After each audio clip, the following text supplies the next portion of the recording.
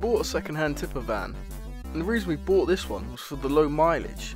But one of the downsides was actually the tipper cage. It wasn't made by a professional coach building company, it was just sort of put together with what seems to be no plans whatsoever. One of the main problems with this vehicle was the back gate. It was just too heavy and parts were broken and bent. It was causing hassle and injury to some of the guys who use it. The pins on each corner of the gate, which coupled to the frame, allowing it to swing down when tipping, were broken and bent.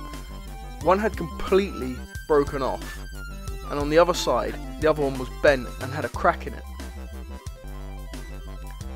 So to tip the cage, you had to get someone to take the back gate off completely rather than just letting it swing down.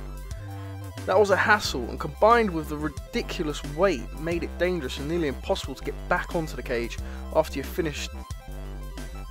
We had to open it up and try and get some weight out of it, and while we were there try and fix everything and straighten everything up.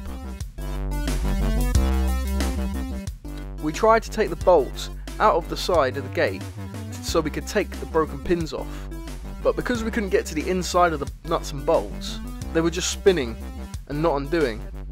We realised that they had just spot welded two sheets of stainless steel together instead of using an aluminium gate, which is used in most tipping bodies. So the only way to get the two sheets of stainless apart was to drill out all the welds. We had to do this anyway to get to the nuts and bolts that were holding on the pins. Once we got them off and straightened them with a hammer, I welded the pins back together. I also had to do a little welding on one of the other pins because it had a crack in it and it was starting to snap. After some cleanup with an angle grinder and a Dremel, we put it all back together again.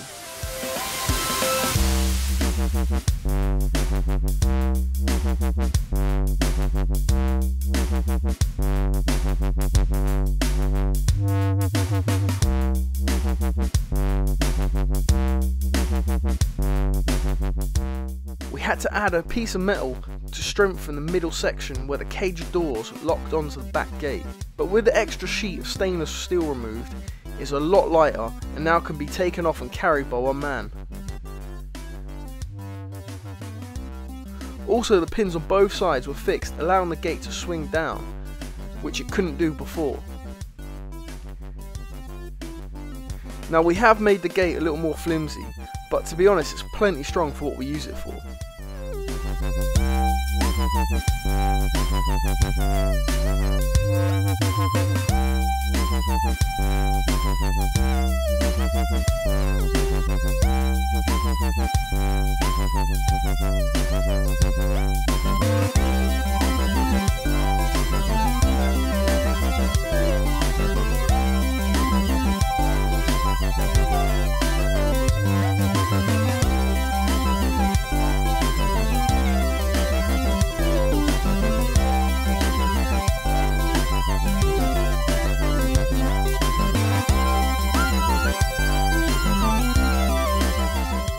But thanks for watching and please subscribe.